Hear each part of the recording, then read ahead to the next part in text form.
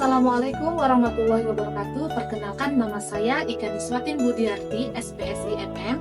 Saya dosen tetap pada program studi manajemen Fakultas Ekonomi di Universitas Kaltara. Saat ini saya sedang dalam proses mengikuti sertifikasi dosen gelombang 1 tahun 2025 yang diselenggarakan oleh Kemendikti Saintek. Saya akan menyusun dokumen pernyataan diri dosen dalam unjuk kerja Tridharma Perguruan Tinggi atau disingkat dengan PDD UKT-PT. Pada kesempatan ini saya akan memaparkan salah satu mata kuliah yang saya ampuh, yaitu mata kuliah Manajemen Strategi. Saya mengajar mata kuliah Manajemen Strategi pada semester genap dengan bobot 3 SKS. Mata kuliah Manajemen Strategi ini merupakan salah satu mata kuliah wajib dengan kode khusus 41W20433. Adapun deskripsi mata kuliah Manajemen Strategi ini adalah mata kuliah ini dirancang untuk membekali mahasiswa konsep teoritis pengetahuan mengenai manajemen strategi dengan mempelajari proses perencanaan, pelaksanaan, evaluasi strategi yang bertujuan untuk mencapai tujuan organisasi perusahaan yang secara efektif dan berkelanjutan. Mahasiswa akan dibekali dengan kemampuan untuk mengidentifikasi sumber daya organisasi dan memanfaatkan secara optimal, serta mengembangkan dan mengimplementasikan strategi yang adaptif terhadap perubahan lingkungan bisnis. Pembelajaran ini dilakukan secara interaktif seperti presentasi, diskusi kelompok, studi kasus, dan observasi lapangan. Yang tujuannya adalah untuk mengaplikasikan teori manajemen strategi pada situasi nyata, seperti pengetahuan bisnis dan organisasi publik maupun profit. Diharapkan pada pembelajaran ini manajemen strategi tersebut mahasiswa dapat mengaplikasikan dan mengimplementasikan pada kondisi perusahaan yang sebenarnya. Dalam perkuliahan ini memiliki capaian pembelajaran lulusan antara lain S9 sikap. Di sini mahasiswa diharapkan mampu menunjukkan sikap bertanggung jawab atas pekerjaan di bidang keahliannya masing-masing secara mandiri. Selanjutnya ada KU5, yaitu keterampilan umum. Di sini mahasiswa diharapkan mampu mengambil keputusan secara tepat dalam konteks penyelesaian masalah di bidang keahliannya berdasarkan hasil analisis interpretasi dan data. Selanjutnya ada KK1, yaitu adalah keterampilan khusus, di mana di sini mahasiswa diharapkan mempunyai kemampuan untuk merencanakan, mengorganisasikan, dan memimpin. Yang terakhir, PP3, yaitu penguasaan pengetahuan, di mana di sini mahasiswa diharapkan memiliki kemampuan dan keterampilan dalam menangani masalah sumber daya manusia dan melaksanakan program evaluasi kinerja. Untuk capaian pembelajaran pada mata kuliah ini diharapkan antara lain CPMK 1, mahasiswa mampu menjelaskan mengenai konsep dasar manajemen strategi. CPMK 2, mahasiswa mampu memodifikasi strategi diversifikasi, fokus bisnis, dan kreativitas bisnis. CPMK 3, mahasiswa mampu mengimplementasikan manajemen strategi dan balance scorecard. CPMK 4, mahasiswa mampu mengimplementasikan analisis SWOT dalam perspektif manajemen strategi. Yang terakhir, CPMK 5, mahasiswa mampu memahami dan memaksimalkan strategi menghadapi isu-isu globalisasi dan pasar internasional. Nah, untuk media pembelajaran manajemen strategi ini kami menggunakan laptop, LCD, PowerPoint, lembar kerja, studi kasus, yang dimana untuk mendapatkan pengalaman belajar secara real, serta mengaplikasikan teori yang didapat mahasiswa akan melakukan observasi secara langsung di lapangan. Adapun materi dalam pembelajaran manajemen strategi ini meliputi yang pertama, pengertian dan definisi manajemen strategi. Yang kedua, konsep dasar manajemen strategi. Yang ketiga, pengaruh keputusan strategi bagi perusahaan. Yang keempat, bisnis plan dan rencana strategis. Yang kelima, strategi pemasaran serta peran research dan development. Yang keenam, strategi diversifikasi, fokus bisnis, dan kreativitas bisnis. Yang ketujuh, tindakan strategi dalam menghadapi resiko. Yang kedelapan, manajemen strategi dan balance scorecard. Yang kesembilan, materi analisis SWOT dalam perspektif manajemen strategi. Yang ke-10, strategi evaluasi. Dan yang terakhir, strategi menghadapi isu-isu globalisasi dan pasar internasional. Adapun referensi yang digunakan antara lain, yang pertama, buku dari Dr. Nusleha tahun 2023, yaitu buku ajar manajemen strategi. Yang kedua, dari Fahmi Irham tahun 2015 dengan judul manajemen strategi. Yang ketiga, dari buku Susanto Abe tahun 2014 dengan judul manajemen strategi komprehensif. Yang keempat, David Fried 2013 dengan judul strategi manajemen. Yang kelima, dari Purwanto Iwan 2006 manajemen strategi. Dan selain itu juga ada referensi pendukung, yang dimana referensi pendukung ini nanti diharapkan bisa melengkapi dari buku utama. Penilaian dalam mata kuliah manajemen strategi ini mencakup yang pertama, kehadiran dipresentasikan 10%. Yang kedua, tugas. Di sini mencakup tugas individu dan tugas kelompok, yaitu 15%. Yang ketiga, karakter dan etika. Di sini termasuk dalam penilaian keaktifan di kelas yang nilainya adalah 10%. Selanjutnya, UTS di sini 30% dan UAS 35%. Penilaian akan dilakukan secara objektif berdasarkan indikator antara lain ketepatan dan penguasaan materi, partisipasi aktif, serta kemampuan melakukan analisis studi kasus. Oke, selanjutnya untuk tahapan berikutnya, mari kita simak bersama video pembelajaran mata kuliah manajemen strategi.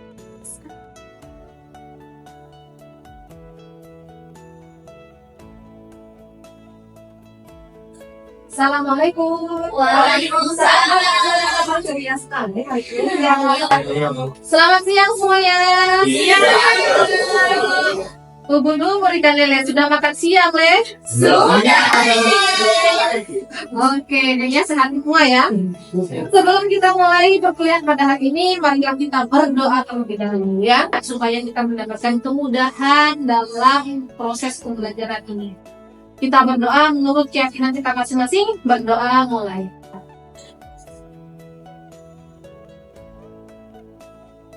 Berdoa selesai. Oke. Selanjutnya saya akan absen terlebih dahulu. Nanti tolong yang saya panggil namanya angkat tangan bilang hadir ya. Iya, Bu. Dian Larasati, hadir Bu. Muhammad Alfian, Hadir, Bu. Jamila Abdulail, Hadir. Reni Asmita, Hadir. Oke, baik. Pada pertemuan kali ini kita akan membahas mengenai analisis SWOT ya. Tapi sebelum kita mempelajari analisis SWOT, masih ingat nggak minggu lalu kita belajar tentang apa? Balance scorecard. Oke. Minggu lalu kita mempelajari balance scorecard. Nah, masih ada yang ingat nggak apa yang kita pelajari minggu lalu? Asmira, coba. Yang saya ingat itu kita belajar bagaimana implementasi balance scorecard dalam evaluasi kinerja perusahaan. Yang pertama ada identifikasi strategi bisnis, yang kedua ada identifikasi tujuan perusahaan, yang ketiga membuat strategi map, dan yang terakhir mengukur dan memantau efektivitas strategi perusahaan dalam mencapai tujuan dan misi perusahaan. Pada pertemuan kali ini kita akan membahas tentang analisis SWOT ya. Tapi sebelum itu Ibu akan kasih tahu kenapa sih kita perlu mempelajari tentang analisis SWOT. Analisis SWOT ini sangat penting apabila nanti kita berada di perusahaan tentunya ya. Dengan kalian mempelajari ini, tujuannya itu adalah diharapkan kalian nantinya bisa memahami, bisa mengimplementasikan analisis SWOT ini ketika kalian berada di perusahaan atau organisasi. Nah, sekarang saya tanya, ada nggak dari kalian itu yang sudah pernah dengar apa sih analisis SWOT? Saya Bu ya Bu. Oke, coba Jamilatul Lail. Baik, dari yang saya ketahui Bu, analisis SWOT ini merupakan analisis yang digunakan untuk membuat rencana bisnis strategis, melihat dari sisi kekuatan, kelemahan, peluang, dan juga ancaman. Oke, baik, bagus sekali. Beri tepuk tangan untuk. Oke, sekarang kita mulai dengan materi ini yaitu analisis SWOT ya. Kita mulai dengan pengertian dari analisis SWOT. Jadi, apa sih analisis SWOT itu? Analisis SWOT ini adalah merupakan metode atau rancangan yang digunakan untuk mengevaluasi posisi dari perusahaan itu. Ya, baik bisnisnya macam-macam ya. Mau di bisnis pertanian atau di bisnis tekstil, semuanya boleh. Ya, yang mana itu nanti dari hasil analisis SWOT itu akan digunakan untuk mengambil keputusan yang strategis bagi perusahaan ya. Nah, analisis SWOT ini sangat penting. Kenapa? Karena di sini kita bisa mengukur mulai dari apa ini? Strength ya, kekuatan. Ya, seperti yang dijelaskan sama Jamilatul Lail tadi, kita melihat dari kekuatan. Apa sih yang bisa kita lihat dari perusahaan itu, kekuatannya. Terus selanjutnya ada kelemahan ya, kelemahan. Menurut kalian setiap perusahaan itu punya kelemahan nggak? Ya, pasti ya. Tidak ada yang sempurna. Pasti punya kelemahan. Nah, itu nanti kita cari juga masuk ke dalam analisis SWOT. Terus selanjutnya yaitu ada peluang, ya, di mana ada kesulitan atau ada kelemahan di situ pasti ada peluang yang bisa diambil, ya kan? Nggak mungkin kita nggak ada peluang. Bahkan dalam kehidupan sehari-hari, bukan dalam perusahaan saja, pasti ada peluang. Terus selanjutnya apa lagi? Yang terakhir, ancaman. Kira-kira semua perusahaan, bisnis, organisasi ada nggak ancamannya? Ada pasti ya. Kita aja, individu aja sudah pasti merasa ada ancaman ya. Contohnya apa? Tidak bisa apa? Tidak bisa menggunakan sosial media misalkan. Itu menggunakan apa? Jadi ancaman nggak? Ya, karena sekarang ini zamannya teknologi ya kan. Kalau kalian tidak terbiasa, tidak mengupgrade diri, itu akan menjadi ancaman. Begitu juga di dalam perusahaan. Kalau perusahaan itu tidak mau upgrade diri, tidak mau berinovasi, nah itu akan menjadi ancaman. Karena di luar sana sudah banyak sekali teknologi yang sangat canggih yang digunakan. Ya, oke. Sampai di sini ada yang mau ditanyakan mengenai pengertiannya? Oke, sekarang kita kupas satu-satu ya. Yang pertama kita kupas tentang kekuatan. Nah, faktor dari internal ini yang menjadi unggulan dari bisnis tersebut atau usaha tersebut. Contohnya apa? Kualitas produk. Terus apa lagi? Yang solid. Ya, yang solid. Terus apa lagi? Teknologi canggih. Dan macam-macam segalanya yang ada di dalam perusahaan atau bisnis tersebut. Ya kan? Kekuatan ini biasanya menjadi modal utama. Ya. Kalau kita punya bisnis atau perusahaan tapi tidak punya kekuatan, kira-kira mungkin nggak? Tidak, ya kan? Kita tidak akan bertahan bisnisnya. Gitu. Kita harus punya kekuatan. Paling juga sumber daya manusianya sudah mumpuni, bagus, ya kan? Cerdas, misalkan seperti itu. Oke, selanjutnya yaitu adalah kelemahan. Nah, ini masih masuk ke dalam aspek internal ya. Kelemahan ini contohnya apa? Kurangnya sumber daya. Sumber dayanya apa? Bisa sumber daya manusia, ya kan? Terus habis itu proses bisnisnya yang kurang optimal, termasuk apa? Manajemen di dalam perusahaannya, ya kan? Nah, tentu saja aspek internal ini, kekurangannya ini atau kelemahan ini bisa menjadi penghambat dalam berjalannya perusahaan, ya kan? Kalau kita punya kelemahan, yang harus kita lakukan apa? Ya, ini bagian dari evaluasi. Analisis SWOT ini merupakan bagian dari evaluasi. Kalau kita punya kelemahan, kita harus memanfaatkan kekuatan yang kita punya untuk menutupi kelemahan. Selanjutnya yaitu adalah peluang. Peluang ini masuk ke dalam kategori apa? Eksternal. Ya, eksternal. Nah, ini biasanya yang ada di luar dari perusahaan atau dari bisnis yang kita jalani ya. Nah, di sini ini biasanya bisa kita manfaatkan ya. Misalkan tadi kita punya kelemahan gitu kan, bisa nggak memanfaatkan peluang yang ada dari luar kira-kira? Bisa banget ya, bisa banget. Nah, contohnya seperti apa? Tren pasar yang menguntungkan, ya, tren pasar. Sekarang lagi nge-trendnya apa, ya kan? Ya. Nah, kita kelemahannya apa? Misalkan, bisa nggak kira-kira ditutupin dengan peluang yang ada? Gitu? Kira-kira kalau bisa ya, kita coba, kita rancang, ya kan? Terus selain itu apa lagi? Kebutuhan pelanggan yang meningkat, ya kan? Itu merupakan suatu peluang. Peluang untuk apa? Memajukan suatu bisnis. Memajukan suatu bisnis. Memajukan. Boleh, memajukan suatu bisnis atau meningkatkan pendapatan, ya kan? Nah, setelah itu yang terakhir adalah ancaman. Ancaman ini masih faktor eksternal yang berpotensi untuk menghambat ya atau merugikan bisnis itu sendiri. Contohnya apa? Persaingan yang ketat. Habis itu teknologi yang semakin canggih, ya kan? Tetapi perusahaan itu tidak bisa mengimbanginya, ya kan? Akhirnya itu menjadi ancaman. Misalkan apa contohnya? Contohnya kalian punya usaha. Sekarang ini kan ada beberapa mahasiswa Genbi ya. Nah, kalau di Genbi itu apa? Biasanya menggaungkan apa? Pakai kris.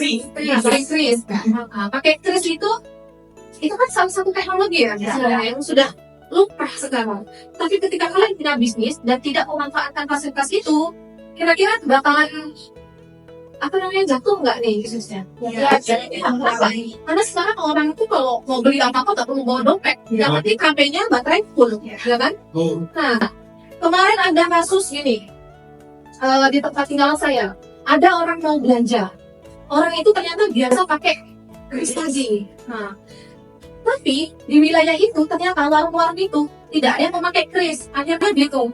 Yang bingung siapa? Pelanggan bingung mau beli tak pegang uang, ya kan? Itu juga tidak jadi dibeli, dagangannya. Nah, akhirnya yang rugi si penjual itu sendiri, ya. Makanya, ketika kita punya bisnis, perusahaan kita harus cepat beradaptasi dengan teknologi dan persaingan yang ada di luar. Selanjutnya sekarang adalah alternatif strategi SWOT. Ya, di sini kita bisa lihat. Tadi kan kita sudah tahu S itu apa, ya kan? W itu apa? Nah, di sini kita bisa lihat S tadi apa? S itu apa? Kekuatan. O itu apa? Apa artinya? Peluang. Jadi di sini kekuatan bisa menjadi peluang. Ya, kekuatan bisa memanfaatkan seluruh kekuatan yang ada untuk dijadikan peluang. Jadi ini adalah rumus nanti ketika kalian menyusun analisis. Terus selanjutnya S tadi apa? Kekuatan. T tadi apa? Apa itu? Ancaman. Nah, berarti di sini adalah kekuatan untuk menghadapi ancaman. Tinggal baca. Ya kan? Gimana ada kekuatan, di situ kita usahakan untuk dimanfaatkan menghadapi segala ancaman yang ada. Contohnya apa? Biasanya digunakan yaitu adalah strategi diversifikasi produk dan pasar. Apa ini? Diversifikasi. Artinya apa?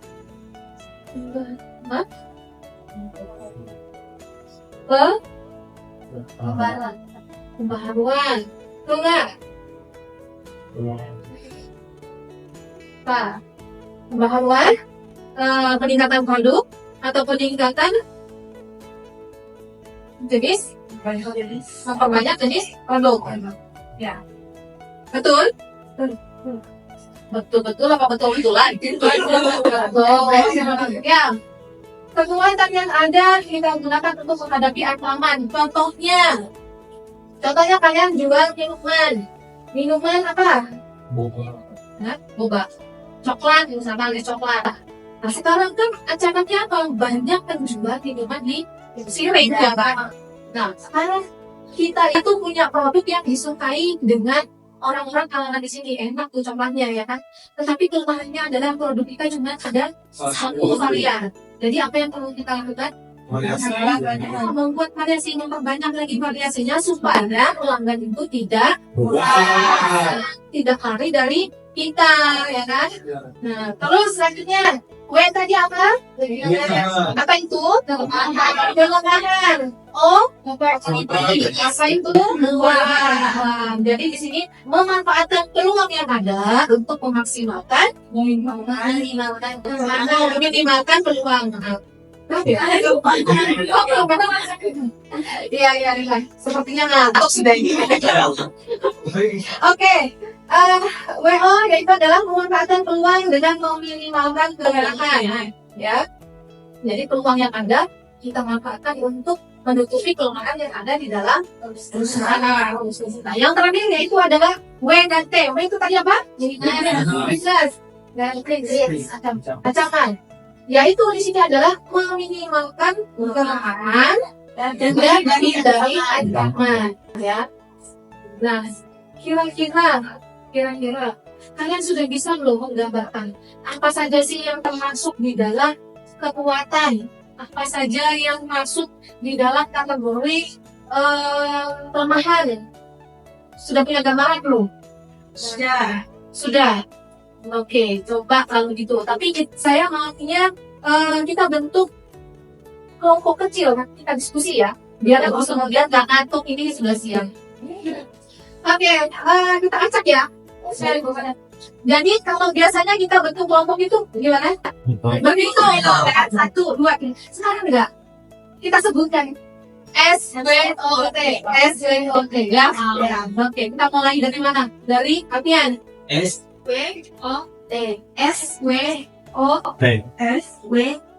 Nah, sekarang silakan berkumpul. Yang tadi menyebutkan S berkumpul dengan temannya S. Yang tadi menyebutkan W berkumpul dengan temannya W. Oke, segera.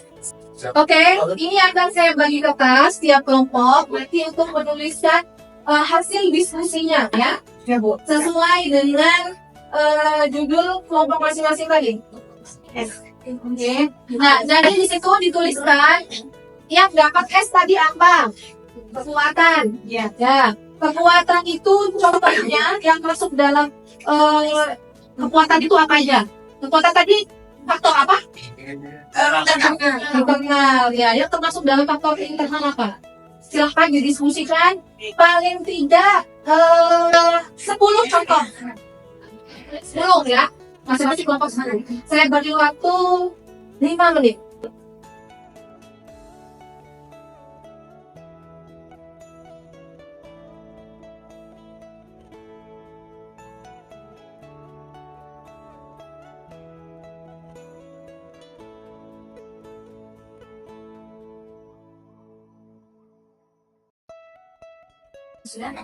Sudah?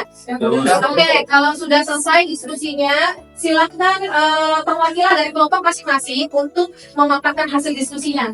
Kita mulai dari ujung ya. Oke, silakan. Baik, yang kami dapat mengenai kekuatan dari sebuah perusahaan yang pertama itu adalah sumber daya manusia yang berkompeten, seperti karyawan yang terlatih dan berpengalaman, keuangan yang stabil, yaitu kondisi finansial perusahaannya kuat. Yang ketiga yaitu produk yang berkualitas, memiliki keunggulan dan keunikan. Yang keempat yaitu reputasi dan citra perusahaan yang baik. Oke, selanjutnya. Selanjutnya di kelompok kami ada weakness yaitu kelemahan. Dan pun di dalam kelemahan itu yang pertama keterbatasan modal, yang kedua kurangnya pengalaman tim manajemen, yang ketiga kurangnya tenaga kerja terampil, yang keempat keterbatasan inovasi produk dan teknologi, dan yang terakhir kelima pemasaran yang kurang efektif. Sekian. Oke, selanjutnya. Oke, semua tadi betul ya jawabannya ya. Mari kita beri oplos untuk kita semua. Saya rasa kalian sudah sangat memahami ya untuk analisis SWOT ini. Tapi sebelumnya mungkin ada yang masih mau ditanyakan. Silakan. Dari penjelasan kita dari awal sampai akhir kita diskusi, apakah masih ada yang mau ditanyakan? Ya Bu, Oke, nanti apa yang ditanyakan? dari pembahasan ini Bu, jadi kapan sebaiknya analisis SWOT-nya digunakan untuk sangat Bu? Oke, pertanyaan yang sangat bagus sekali. Jadi kapan analisis SWOT digunakan? Karena kemarin kita ada balance scorecard juga ya, itu kan merupakan alat ukur juga. Nah, tapi kalau analisis SWOT ini sebaiknya kita gunakan yang pertama adalah ketika perusahaan mengalami suatu kondisi perubahan atau tren yang ada di lingkungan. Contohnya apa? Misalkan kayak kemarin, jangan kemarin, saat ini kan ada tuh kebijakan tadi yang disampaikan sama Busla ya kan, adanya kebijakan regulasi yang berubah, maka tentu akan memaksa perusahaan juga untuk memperbaharui ya kan, menyetarakan atau menyesuaikan dengan regulasi yang ada, sehingga itu bisa dilakukan analisis SWOT. Terus bisa juga ketika perusahaan itu melakukan evaluasi secara berkala, misalkan boleh jangka waktu 6 bulan sekali atau 1 tahun sekali. Terus kapan lagi? Boleh digunakan ketika perusahaan itu ingin mengembangkan suatu bisnisnya, ya kan? Karena kita nih kalau misalkan mau melakukan pengembangan bisnis, kita harus melihat itu dulu, kita punya kekuatan itu enggak? Lokasinya di mana? Peluangnya ada atau tidak, ya kan? Nah, disitulah analisis SWOT ini digunakan. Seperti itu ya, cukup jelas? Oke, kalau sudah cukup jelas, saya rasa kita cukupkan ya pertemuan kali ini. Tapi sebelum saya tutup, saya ingin kita sama-sama menyimpulkan dari materi yang tadi. Bisa dibantu? Siapa yang bisa menyimpulkan? Angkat tangan atau boleh tunjuk?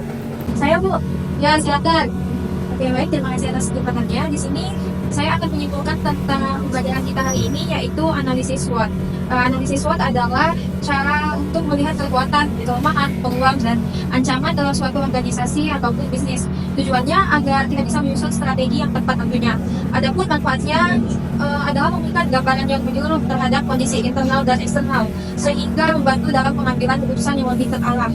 Faktor-faktornya yang dianalisis dalam SWOT terbagi menjadi 2 kategori besar, yaitu faktor internal. Seperti yang kita tahu tadi, faktor internal itu ada 2, yaitu kekuatan dan juga kelemahan, dan faktor eksternalnya yaitu peluang dan ancaman. Dengan analisis ini kita tahu apa yang perlu ditingkatkan dan apa yang harus diwaspadai. Dalam manajemen strategi, SWOT membantu membuat rencana yang lebih fokus dan efektif. Dengan demikian, analisis SWOT bukan hanya sebagai alat identifikasi kondisi, tetapi juga sebagai dasar merancang langkah-langkah strategis yang berkelanjutan dan adaptif terhadap perubahan lingkungan bisnis. Sekian. Oke, kita beri aplaus untuk. Oke, sebelum kita tutup, kita merefleksikan diri dulu. Yang tadinya penat, ya kan, berpikir, mari kita berdiri terlebih dahulu. Kita berdiri, kita main games. Namanya games. Jangan ikuti jika tidak ada kata ikuti, ya. Jadi ketika saya memperagakan, kalian harus mengikuti saya. Tapi jika tidak ada instruksi, ikuti, jangan mengikuti. Oke, paham? Ikuti, kepala saya gatel. Oke, paham ya?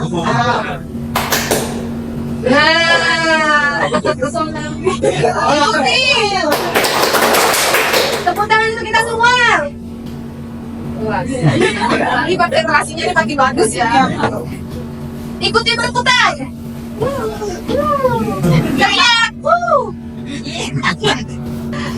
Ikuti saya ketawa. Oke, baik, terima kasih. Saya nggak ikuti loh.